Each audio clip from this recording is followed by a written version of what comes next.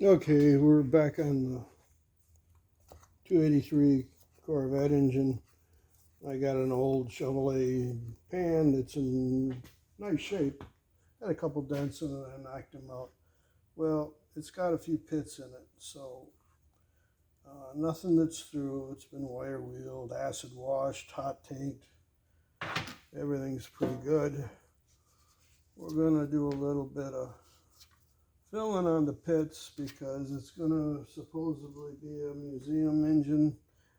Somebody might use it eventually, but we want it to look presentable, and I could prime all them little pits up, but I don't feel like priming and blocking an oil pan. It's just quicker to do it this way.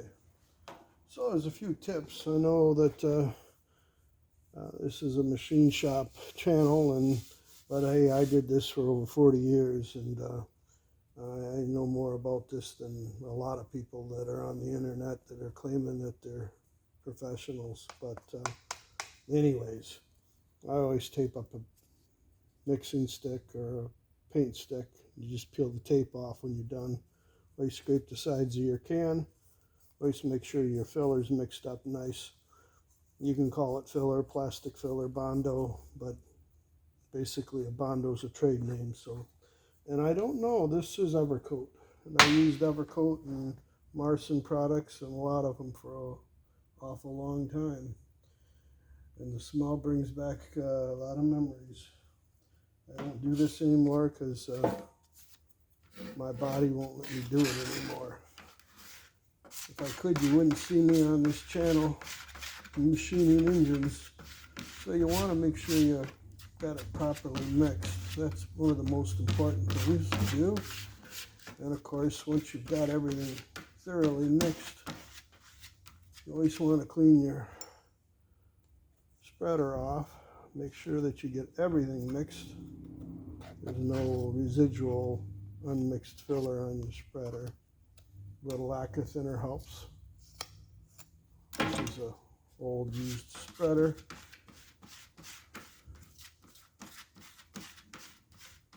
And like I said, we're just trying to fill up a couple little pin pits that I'm not going to waste my time priming on an oil pan. I could lead this pan if I wanted to, but that's a little ridiculous. But we used to lead, so we get her.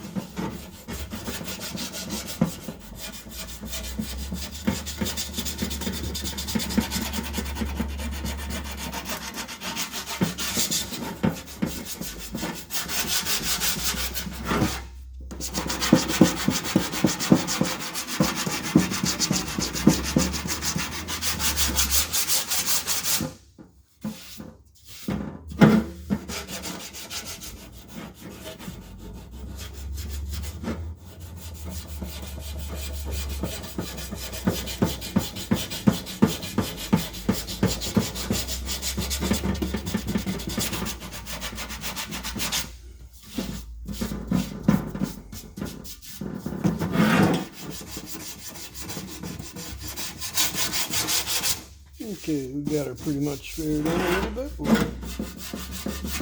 do a little more sanding on it.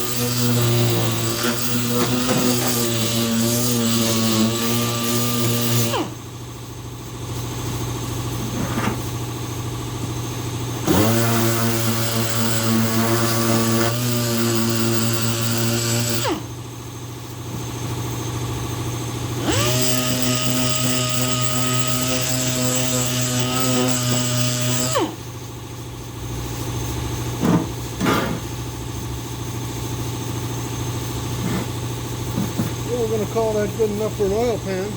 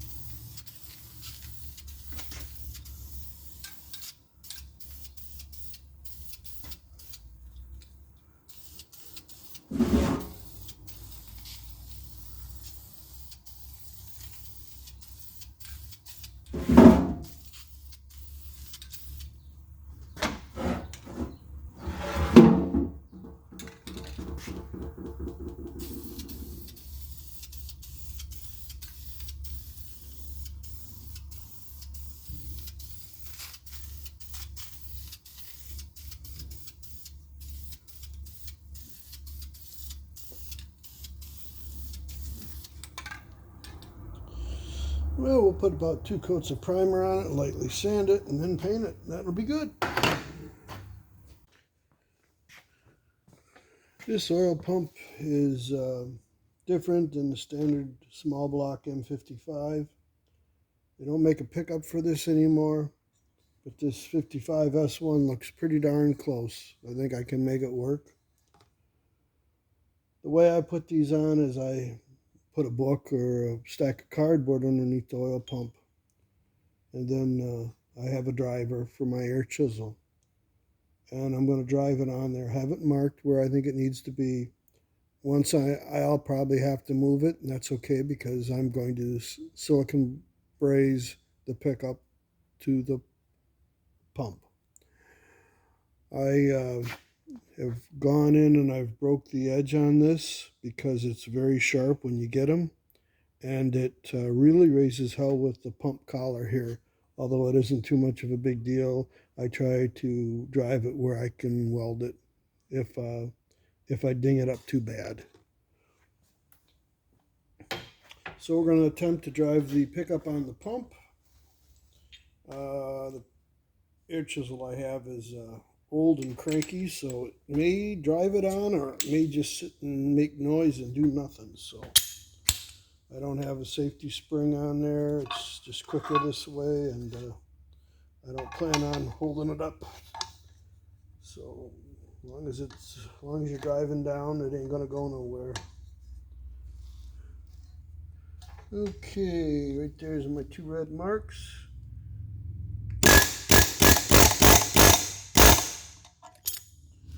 There it is.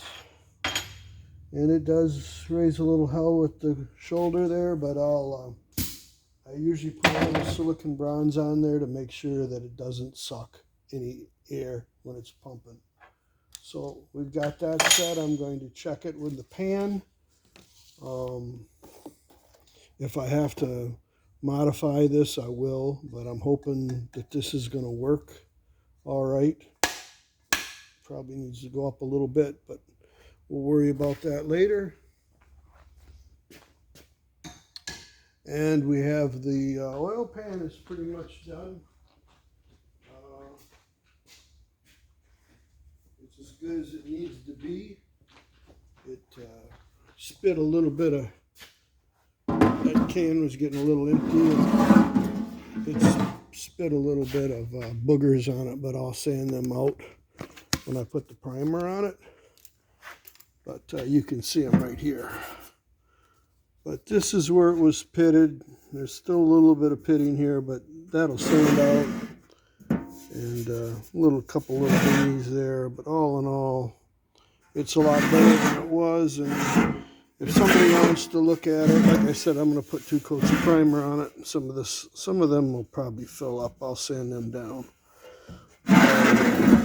For a pan that's over 50 years old, this side I kind of let that go. It looks like it might have rubbed up against something at one point in its life, but it's not a quarter panel on a car. It's just an old oil pan, and it's pretty darn presentable. If I sanded it out now and I put some paint on it, I'm sure it'd be all right. But tomorrow we'll test fit the pan, make sure that my pickup is in good place, and clean it out a little bit better. Looks like it flash rust a little bit here and there, but this pan is, I don't even know how old that pan is, but it's early 60s anyways. Well, that's about it. I hope I kept you entertained. Thanks for watching.